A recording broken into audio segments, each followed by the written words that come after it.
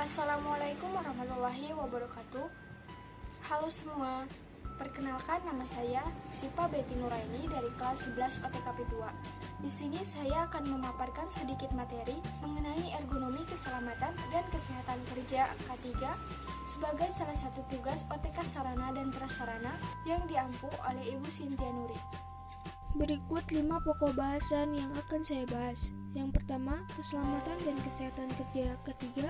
Yang kedua, keselamatan kerja yang meliputi tujuan, standar, dan faktor pendukung. Yang ketiga, kesehatan kerja yang meliputi tujuan dan faktor pendukung. Yang keempat, penyebab kecelakaan kerja. Dan yang kelima, regulasi pemerintah dalam tata kelola perkantoran. K3. Apa itu K3? K3 atau keselamatan dan kesehatan kerja adalah suatu upaya untuk meminimalkan terjadinya risiko kecelakaan dan penyakit akibat kerja atau pada proses berlangsungnya sebuah pekerjaan. 1. Keselamatan kerja. Keselamatan kerja adalah suatu upaya untuk menjamin kondisi kerja yang aman dan sehat untuk menghindari kecelakaan, kecacatan, serta kematian akibat kerja pada setiap pekerja di area perusahaan. Tujuan keselamatan kerja.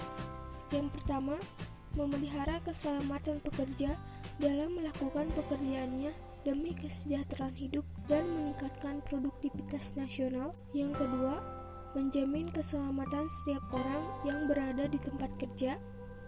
Dan yang ketiga, memelihara sumber produksi yang digunakan agar tetap aman dan efisien. Standar keselamatan kerja. Yang pertama, perlindungan badan yang meliputi seluruh badan. Yang kedua, perlindungan mesin. Yang ketiga, pengamanan listrik yang harus dicek secara berkala. Dan yang keempat, pengamanan ruangan yang meliputi sistem alarm, alat pemadam kebakaran, penerangan yang cukup, ventilasi yang baik, dan jalur evakuasi khusus yang memadai. Faktor pendukung keselamatan kerja. 1. Pengaturan penggunaan peralatan kantor yang menjamin keselamatan pekerja. 2. Penyediaan sarana untuk melindungi keselamatan pekerja. 3. Kedisiplinan pekerja untuk mentaati ketentuan penggunaan peralatan kerja dan perlindungan keselamatan kerja yang telah disediakan dan diatur dalam SOP atau Standar Operating Procedure. Yang kedua, kesehatan kerja. Menurut Komisi Gabungan ILO atau WHO, kesehatan kerja adalah suatu upaya untuk mempertahankan kesehatan fisik, mental, serta kesejahteraan sosial bagi pekerja sebaik-baiknya. Tujuan kesehatan kerja. Yang pertama, pemeliharaan serta peningkatan kesehatan pekerja dan kapasitas kerja. Yang kedua, perbaikan kondisi lingkungan serta pekerjaan yang kondusif bagi keselamatan dan kesehatan kerja. Dan yang ketiga, pengembangan pengorganisasian pekerjaan serta budaya kerja yang mendukung keselamatan dan kesehatan kerja. Faktor pendukung kesehatan kerja. 1. Pola makan yang sehat dan bergizi. 2. Pola pengaturan jam kerja dan jam istirahat yang cukup untuk pekerja agar tidak mengganggu kesehatan para pekerja. 3. Pola pengaturan tata cara sikap bekerja secara ergonomis. Inilah penyebab terjadinya kecelakaan kerja.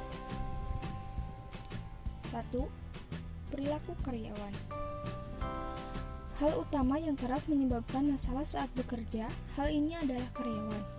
Misalnya, karyawan yang kurang berhati-hati dan malah membahayakan dirinya sendiri saat bekerja, terlebih lagi untuk para pekerja lapangan. 2.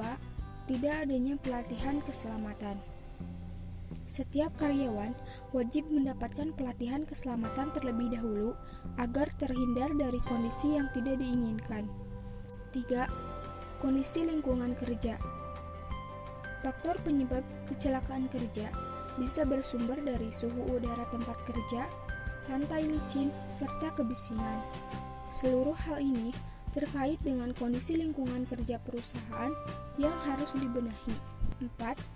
Bekerja tanpa peralatan keselamatan. Menggunakan peralatan khusus dalam bekerja bertujuan untuk menjamin keselamatan para pekerjanya.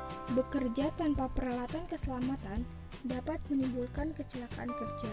Dan yang kelima, bahan pekerjaan. Kondisi ini biasanya berlaku di industri manufaktur sehingga diperlukan aturan standar operasional atau SOP agar karyawan bisa bekerja dengan aman. Berikut ini regulasi pemerintah dalam tata kelola perkantoran. Menurut PMK nomor 48 tahun 2016, kewajiban setiap gedung agar memiliki peralatan sebagai berikut. 1.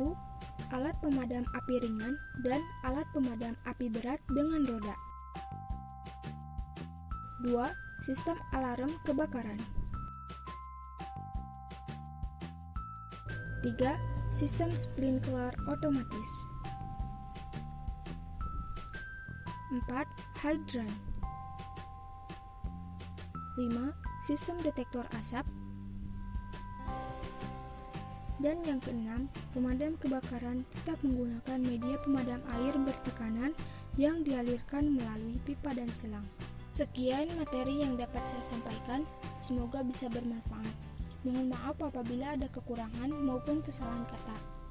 Terima kasih. Wassalamualaikum warahmatullahi wabarakatuh.